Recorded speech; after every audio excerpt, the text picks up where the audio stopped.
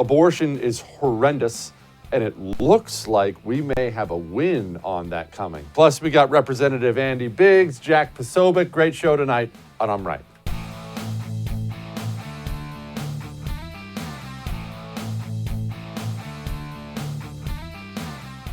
Abortion is a hard issue. It demands the best from all of us, not a judgment by just a few of us. When an issue affects everyone, and when the Constitution does not take sides on it, it belongs to the people. Roe and Casey have failed, but the people, if given the chance, will succeed. This court should overrule Roe and Casey and uphold the state's law. Amen. I'm going to disagree with him on one minor thing, though. I do not consider abortion to be a hard issue. I don't consider it to be difficult at all. I consider it to be controversial with people who are wrong, but I don't consider it to be a controversial issue. And I realize I'm speaking to a lot of people right now, and a lot of people may disagree, and I need to be real clear about something. I don't care. It doesn't mean anything to me at all. If you believe it is okay to carve up a baby like a Thanksgiving turkey in its mother's womb, you're wrong, and I'm right. That's a fact. And I will tell you something, I'm very hopeful. I'm going to get to what Clarence Thomas said today, what that horrible ghoul SOTOMAYOR'S said, and much, much more today. But let's just talk about abortion very, very frankly. Very frankly.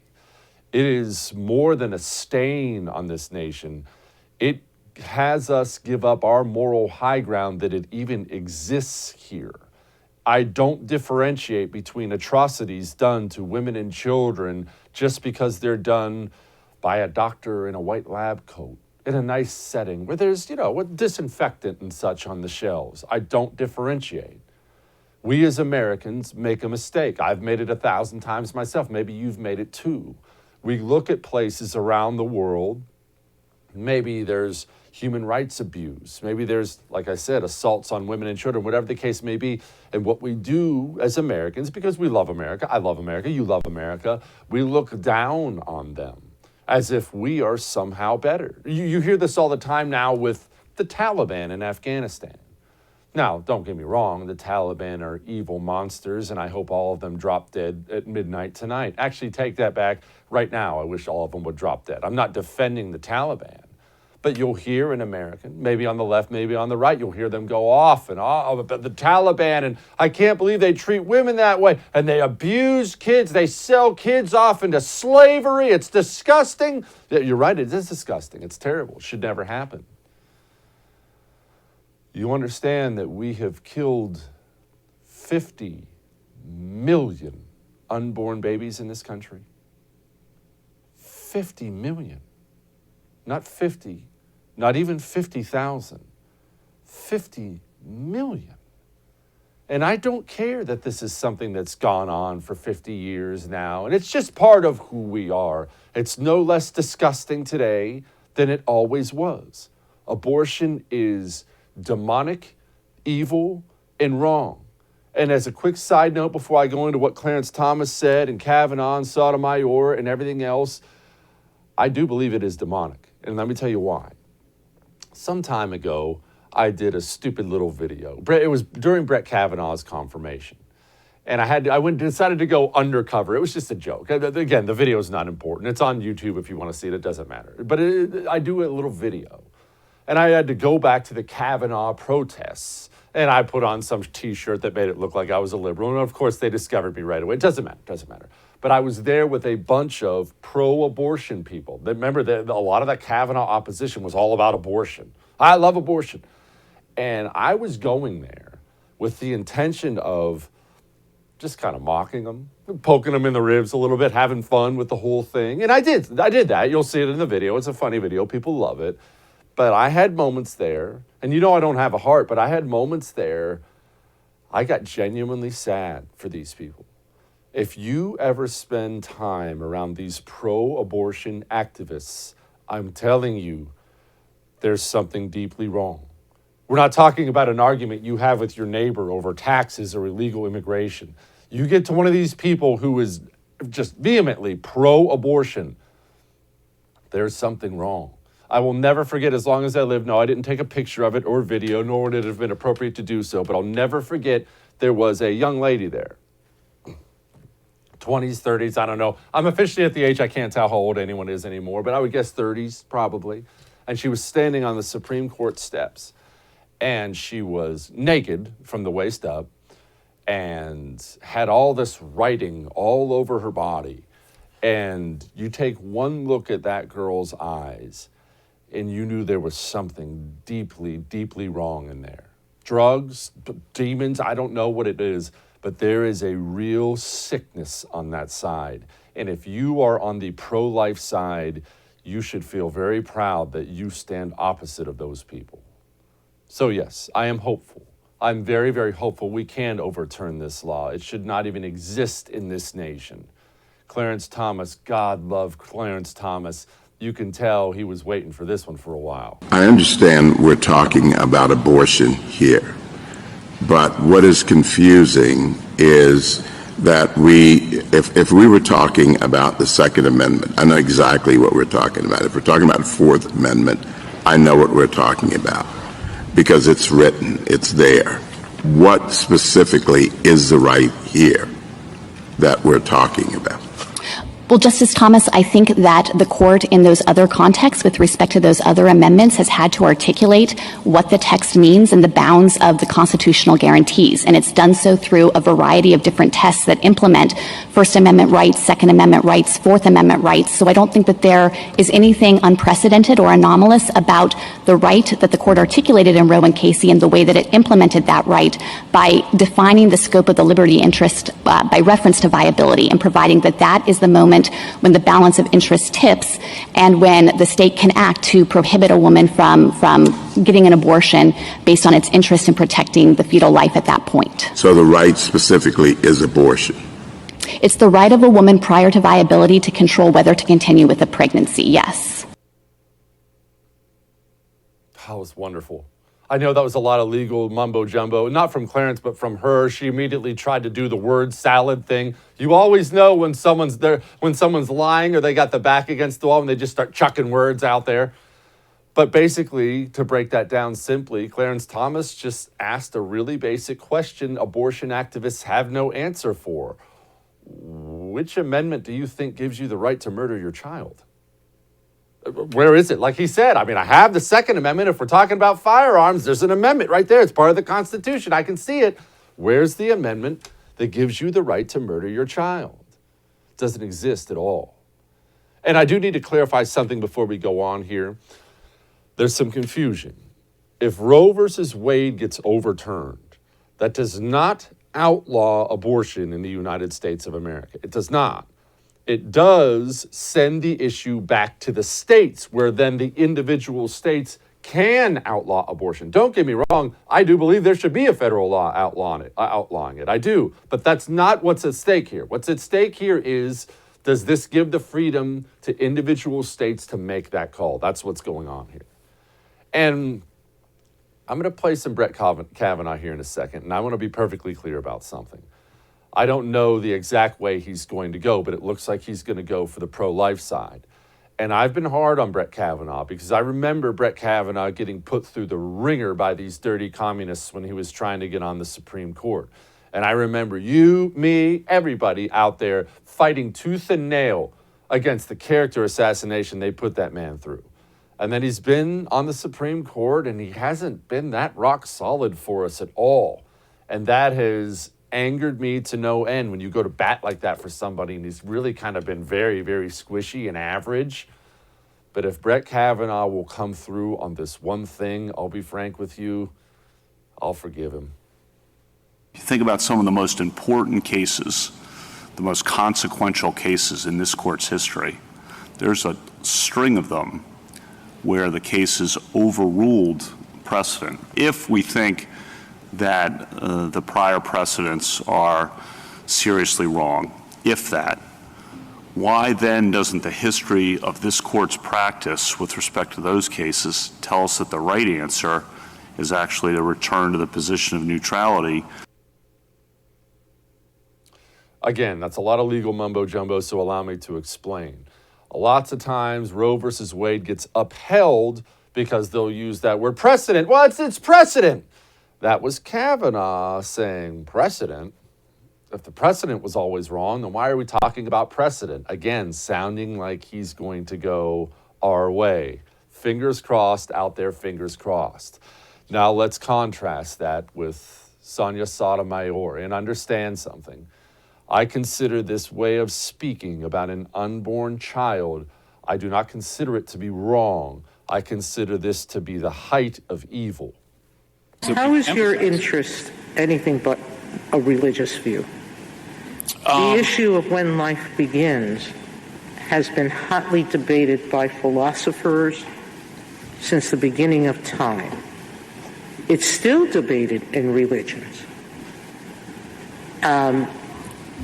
So when you say this is the only right that takes away from the state the ability to protect the life, that's a religious view, isn't it? Because it assumes that a fetus is life at when? You're not drawing your, when do you suggest we begin that life? Confusion about when life begins? I wouldn't have given you that excuse if it was the year 1000 and we still had doctors doing all kinds of weird things trying to figure out the sex of the baby of a pregnant woman and whatnot. I wouldn't give you that excuse then. Today, with the things we have now, they have 4D ultrasounds out there now. It's well beyond a heartbeat.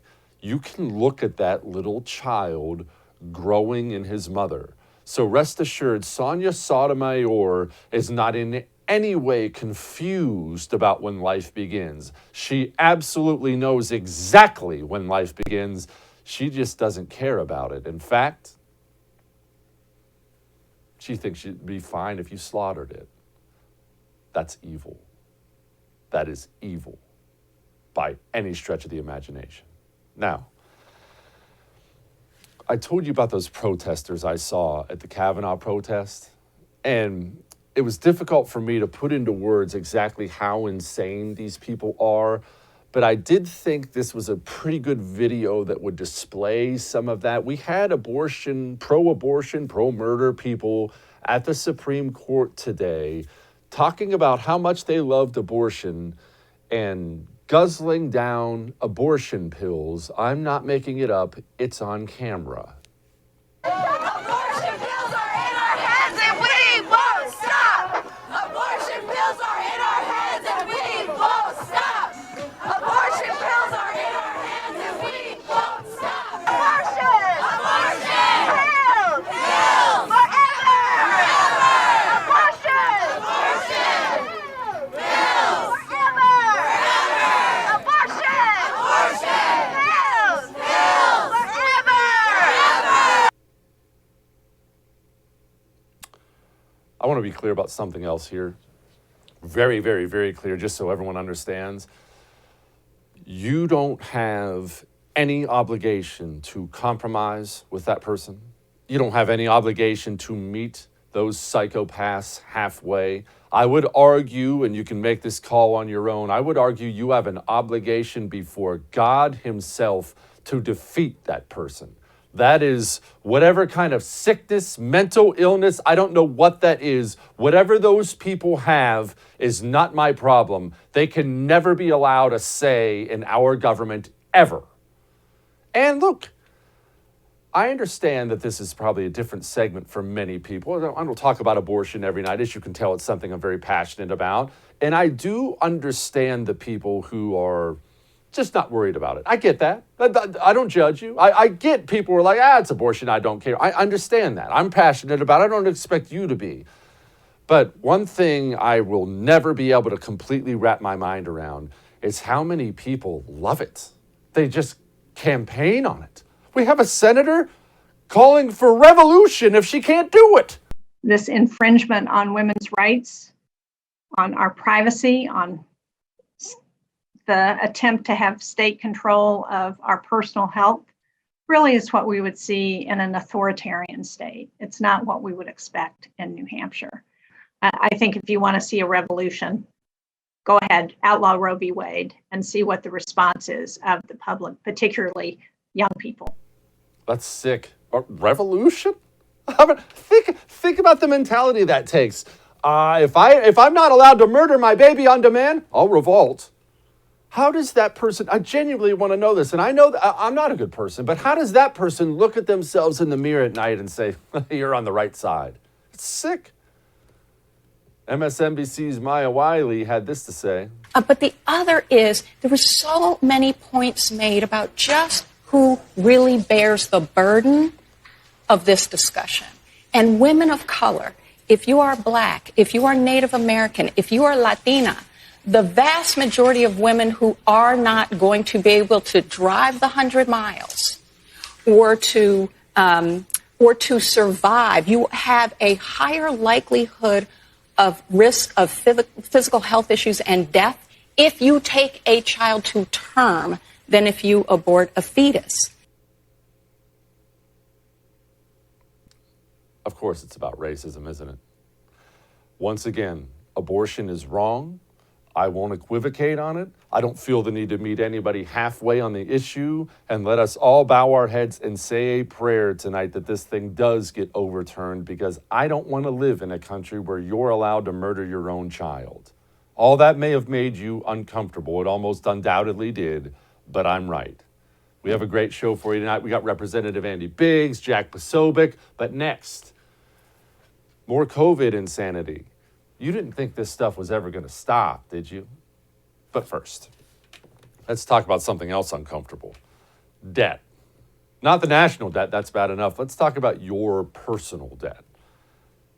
I know life happens. I know mistakes happen. I know screw-ups happen. I understand. I understand what it's like. You're looking at maxed out credit cards, and soon you find yourself over $10,000 in debt, and you feel like you're never going to get out. You're barely treading water. You're just making the interest payments. That doesn't have to be a permanent thing. It doesn't do any good to sit around and wallow in your sorrow, be embarrassed about it. Make a phone call. Make one phone call to Total Financial Freedom and find out all the options you have. You have way more options than you think you do. They've been helping people out for 15 years. They have the reputation they have for a reason.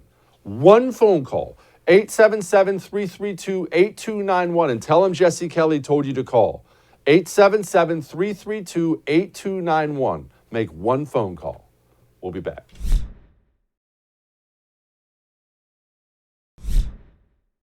Questions from earlier about messaging. Whatever happened to President Biden's promise to shut down the virus? We're working on it, Peter. That's how today went for Jen Psaki. Look, you can't excuse what's happening. You can't explain it away. She can try that snotty little ginger routine all she wants. It doesn't work. The truth of the matter is Joe Biden made it the bedrock of his campaign to shut down coronavirus and all the mandates and all the vaccines and, of course, a booster shot now and masks and all that in the world. They haven't worked. Anyone want to talk about that? Anyone want to talk about we have more COVID deaths in 2021 than we had in 2020? We didn't have this miracle vaccine in 2020. How's that humanly possible? Why does this stuff keep happening? Why do the COVID cases and deaths keep going up in these blue states?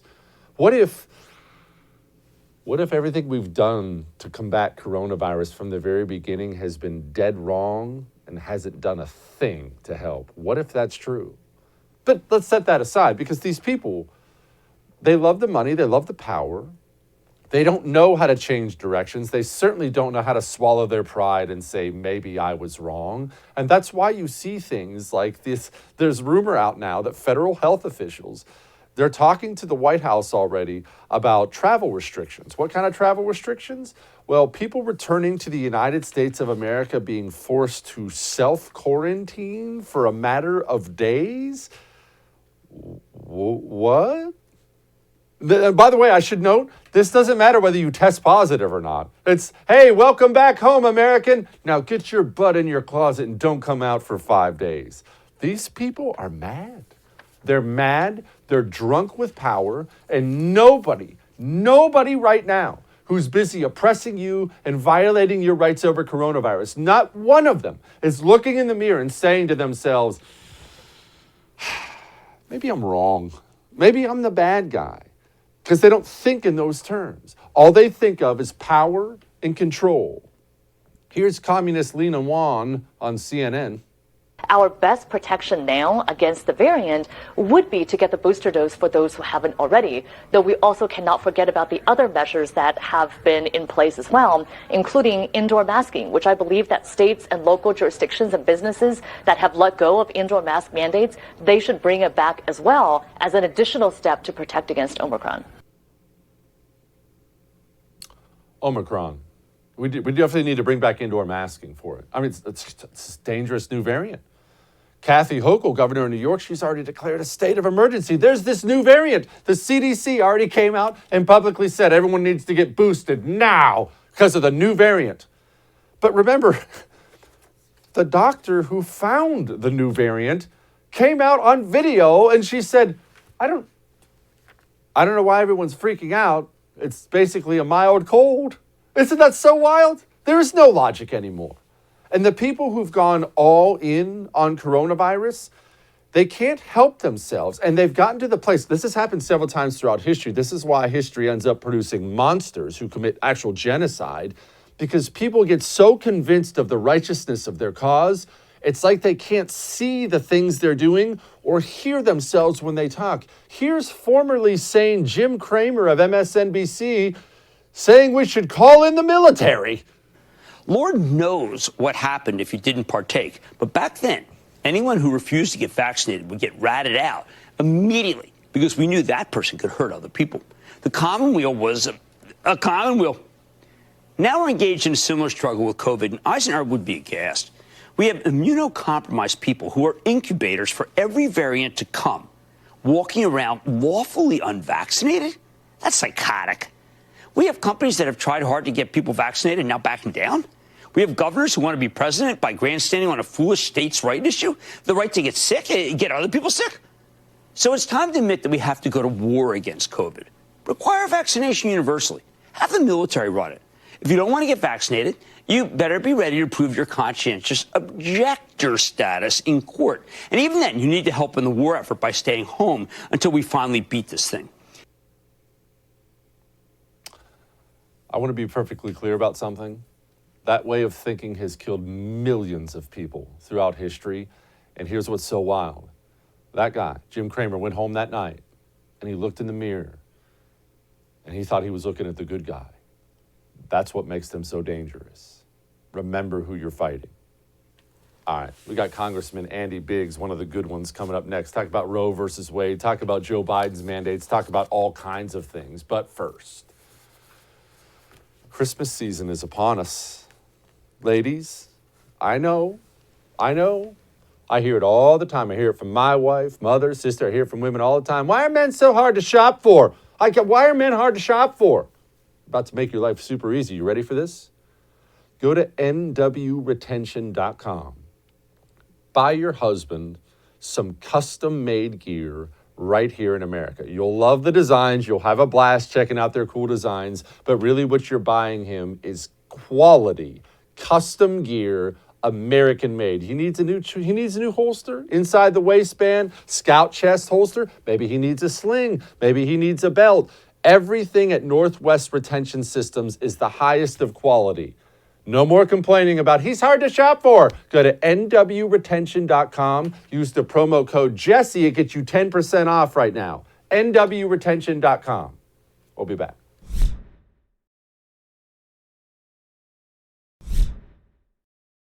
The sanctity of life, and I'm prepared to accept that the moment of conception is human life and being. How about Joe Biden being as pro-life as it is? Joining me now, representative from Arizona, one of the good ones, Andy Biggs. Congressman, proud to have Joe Biden on our team. What was the scene like at the Supreme Court today? Hey, it was crowded. It was great. We had a ton of pro-life advocates there, and we outnumbered the other side at least 3-1. And there was chanting back and forth, but I'll tell you what, it's great to be with pro-life Americans who understand that the value and sanctity of human life. Congressman, can you explain? I've done the best I can because I've been to these before, actually at the Supreme Court with the pro-life and the pro-abortion people. Can you explain in a better way than I could why these pro-abortion people are so adamant about it? Now, I'm rabidly pro-life, everyone knows that, but I understand people who are indifferent to it. I'll never understand somebody who loves it. And these people show up and they love it and they brag about it. What's wrong with them? Jesse, I don't know. I mean, I'm like you. I don't understand the advocacy. I understand maybe some concerns or maybe this, as you say, this kind of indifference. But we've actually had a professor, a college professor, testify twice in the last month and a half that she thinks abortion is love and abortion is pure and just this marvelous thing. And I'm thinking, and she bragged about aborting twins that she had been carrying. And I found myself just repulsed by that, just absolutely repulsed. I mean, we're talking human life. And these people want to be able to snuff out human life from inception of life to 9 months in the womb, and even what they're calling post-birth abortion. Oh, good God. All right, what, Congressman, could you do me a favor and get my hopes up? I know you heard the oral arguments today. I did too. I don't speak lawyer. I'm an idiot. That sounded like it was going pretty well for us. Yeah, having had watched other cases before the Supreme Court before, I would tell you that every time you think that things are going to go well, just don't count your chickens yet, is what I would say. Let's see what happens. And I think that the tenor of the arguments, the tenor of the questions, the tenor of the answer to the questions that I observed today indicate to me a potential for a positive outcome. But Jesse, I just been around it too long to believe it until I see it actually written in parchment in the opinion, the final opinion. That's why I asked you, because I knew you would just give it to me straight. I got my hopes up. All right, fair enough. We'll sit back and wait. All right, Congressman, we have a federal judge stopping Joe Biden's clearly unconstitutional vaccine mandate. So I guess I'm going to ask you the same question again. Obviously, this is temporary. They're going to keep challenging this thing. Everyone and their brother knows this thing is unconstitutional. Surely this doesn't have a chance to get real legal legs behind it, right? Yeah, there's a number of things that so there's three mandates that are right now. You've got the OSHA mandate that's on a nationwide injunction. Then you've got the CMS mandate on healthcare workers that's enjoined, and then you have another one where they're trying to get federal workers. That looks like that's enjoined, and then you've got the fact you got federal contractors. Then you've got the military. All of those are unconstitutional. The one there's even any kind of colorable story on it is the military. So the judges have been consistent on this, and the opinions that have been written have been so forceful and strong, and with great clarity of the unconstitutional posture of these mandates that I think they're setting up a great foundation for. Should this get to the Supreme Court? Now, the problem that I think will win in the Supreme Court, there's a good chance of that. But the problem we have is you've got these corporate leaders that looks like some of them are actually working with the Biden administration in the background to compel their employees to go ahead and get vaccines, regardless of the constitutionality of the government mandates. And that becomes a huge problem as well. So we have to keep our eye on that. It is a huge problem. It's a huge problem for a variety of reasons, Congressman, because I want government to be small. I know you're a small government guy too. I want it to be limited. I want it to be small. At the same time, I think I want someone in my Republican state to step in if we're going to have this corporate Democrat Party cabal that just passes rules when they can't pass laws. This is a big problem in this country, not just with mandates. Yeah, no, you're right. This is what I call the neo-fascist movement. I mean, that's what you're seeing it borne out in the health initiatives, whether it was this vax mandate, the lockdowns that were coming. You had businesses that were complicit in that because they were not going to lose their jobs. So they were complicit. So that's fascism, when you get big government and big business put together to impose mandates and regulations on our lives.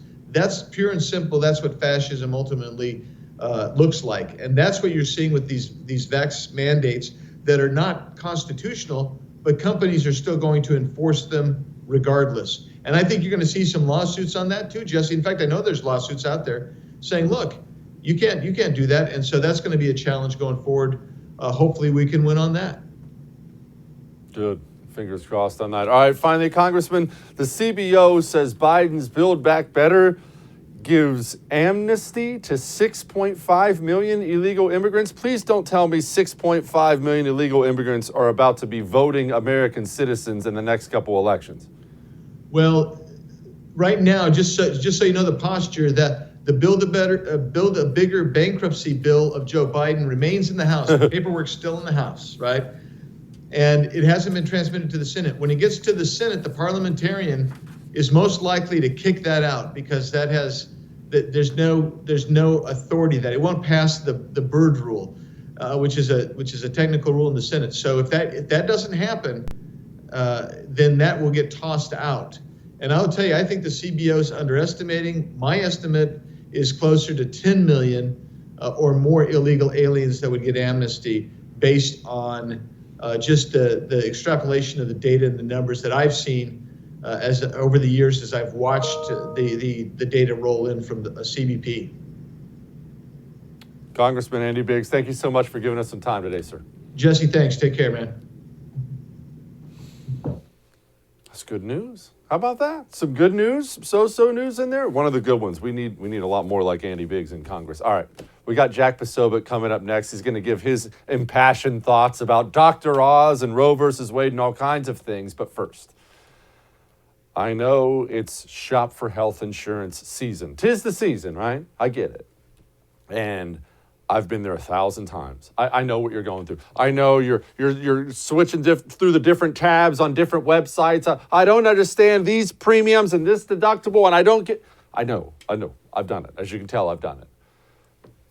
Have you thought about OneShare Health? A faith-based group. OneShare Health is a faith-based group that gives you incredible coverage options, incredible savings, and anything you want, dental, vision, 24-hour telemedicine, whatever you need, it's at OneShare Health, and right now they've got a deal. Well, something I consider to be special. If you go sign up right now, if you go to my.onesharehealth.com/Kelly, use promo code Jesse Kelly, you not only get $75 off your initial fee, they're going to donate 5% every single month of what you give to our veterans with PTSD. my.onesharehealth.com/Kelly. Go now. We'll be back.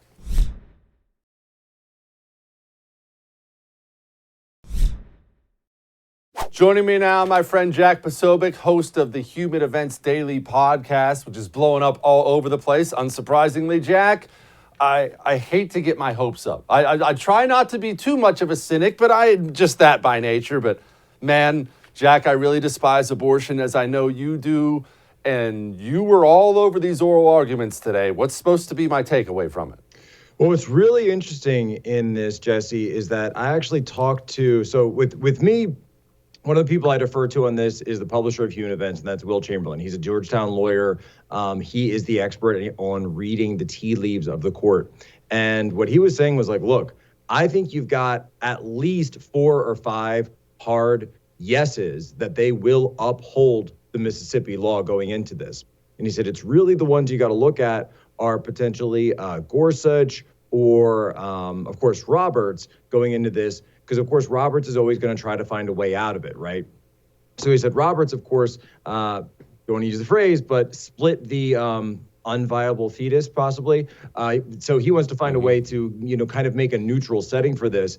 But what happened is you've got these millennial pro-abortion lawyers, I call them abortion Beckies, that are up there arguing against this thing, arguing in favor of keeping Roe v. Wade where it is, and they are being completely intransigent. They will not compromise on any letter of this. And then you've got Clarence Thomas going up there, basically winning the day, and he's certainly winning over Barrett and Kavanaugh with this. Show me the text. Show me the text of the Constitution that says any of the things you guys are talking about. They're making these semantics arguments. They're talking about, well, it's an issue of liberty. And Thomas goes, we used to talk about privacy. We used to talk about all these different things. You're not even saying that anymore. And they just said, no, it's a woman's right to choose, a woman's right to choose, a woman's right to choose.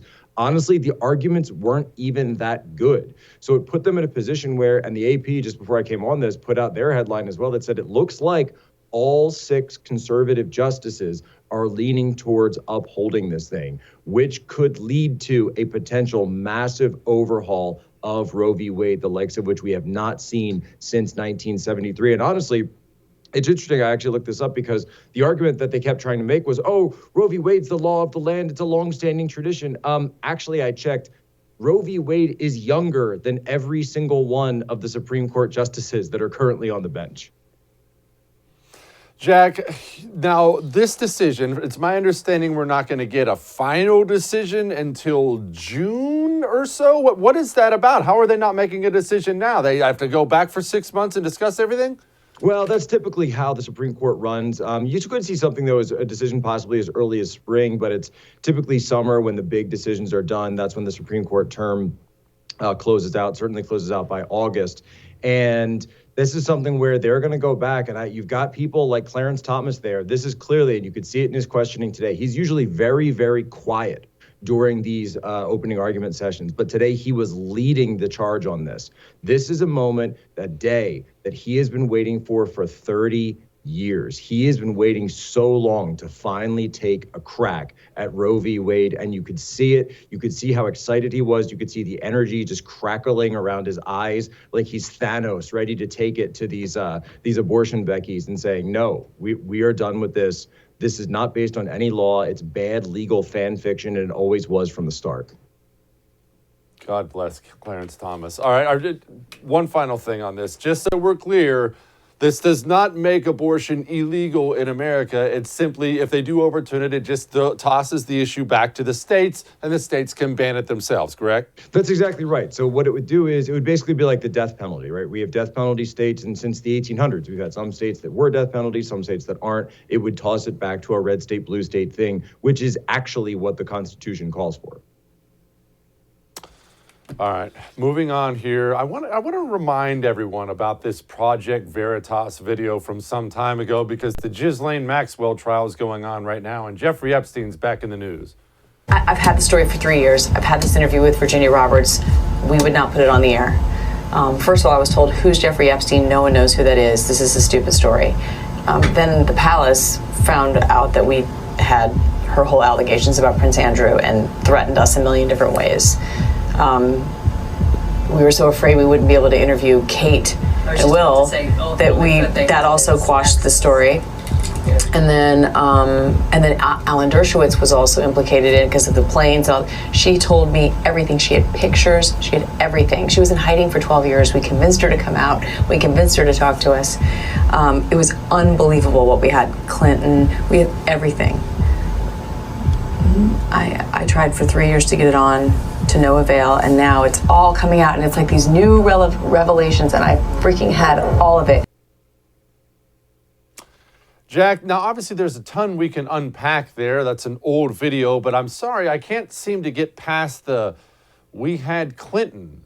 Bill Clinton is not only the former president of the United States of America, he is still, last time I checked, maybe I should check social media, he's still very much alive. We have an ABC reporter on tape saying she is in possession of evidence showing him involved in an international child sex trafficking ring. How has he not been asked about it? And not only was he not asked about it, he was given a featured spot at the last DNC that was held in 2020, even after all these revelations came out. A featured spot alongside Joe Biden, Barack Obama, Michelle Obama. The biggest thing for me on this video is she's showing you what it's like, right? She's showing you that all of the accusations that people who criticize the media, when Trump says, you know, the media is fake, they're the enemy of the people, et cetera, et cetera.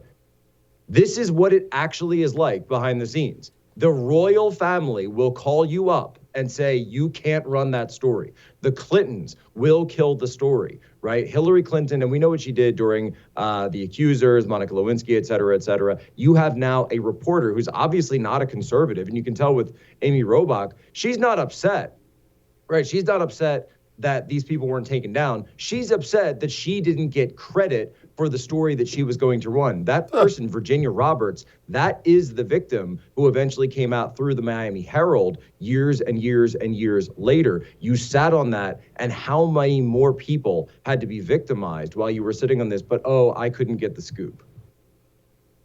And that's Jack, and just to clarify, would you elaborate on what that victim is alleging? Yeah, so, and just to clarify what I was saying, the last thing, journalists are bad people. Okay, clear. Next. Indeed. This victim, and she is yet to testify. There's actually a question about whether or not she will testify in the Ghislaine Maxwell case, but what we are hearing come up in this case, it's bad stuff. I mean, you're talking about stuff on the airplane, stuff in the bedroom, stuff in private, stuff in like party kind of things going on. And it's very, very, very sordid. I mean, we're talking 50 Shades of Grey level stuff that, you know, if people want to go read the transcripts, they can check it out. This is bad stuff, Jesse. Thank you for not elaborating on this family show, by the way, Jack. All right, finally, I did see that Dr. Oz is running for U.S. Senate in the state of Pennsylvania, and I'm sure that has suburban soccer moms everywhere squealing with delight. Should they be happy about Dr. Oz? Yeah, so Dr. Oz is a woke, CRT-pushing, pedophile-defending carpetbagger who thinks that he can run in my home state of Pennsylvania, and I'm going to be doing everything in my power to make sure that that absolutely doesn't happen. I don't care if I have to move home to do that.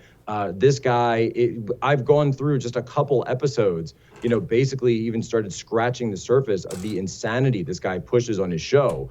Not only the woke crap, he has a whole episode called Trans Kids and talks about what to do and how to help your kid make the transition from their, what do they say, birth assigned gender to their preferred gender. Talks about double mastectomies and everything else, and how great it is to, you know, to have trans kids in this. He did support convicted murderer and child rapist Rodney Reed a couple years ago. I mean, the laundry list on this guy is completely insane. And then he comes out and wants to say, oh, but I'm a conservative Republican, who, by the way, has never been from Pennsylvania. He's been living in North Jersey for like the last 30 years. If you want to come to Pennsylvania, Mr. Oz, Dr. Oz, I don't think you understand the gauntlet that's going to come down on you. So really what you need to do is just go home, go back to your private, you know, your ABC set. You can enjoy yourself there. Last time I said, journalists are not good people, and I am not letting one of them become the representative of my glorious home Commonwealth of Pennsylvania. Amen. I'm a Sean Parnell guy anyway. Go, Sean. Thank you, Jack. I appreciate you, brother. God bless. All right. It's time to lighten the mood. Next.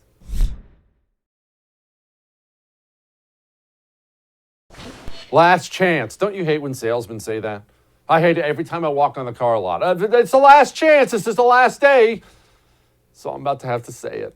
You know how I've been telling you to become a First TV supporter when you go to thefirsttv.com/support.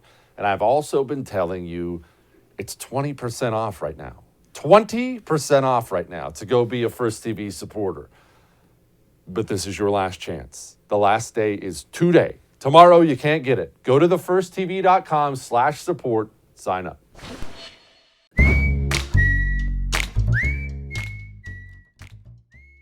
All right, it's time to lighten the mood. I'll be honest with you about something. I'm not a big champagne drinker. I know you're going to be shocked by that. I'm sure you thought I was very sophisticated with my pinky out sipping on champagne every night, but I'm not a big champagne guy. But I have learned something. Women either will not or cannot properly open a bottle of champagne. Because I have opened a couple, or New Year's with the wife or something like that. I have opened a couple. And the wife either can't ever get it done, or she's so intimidated by the popping of the cork that she can't make herself do it. And I used to think that was the weirdest thing in the world. But I've seen so many videos just like this one, and now I get why women don't do it.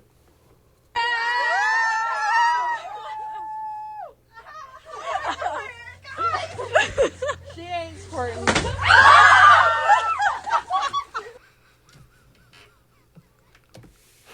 Right in the face. It's not funny. I'll see you tomorrow.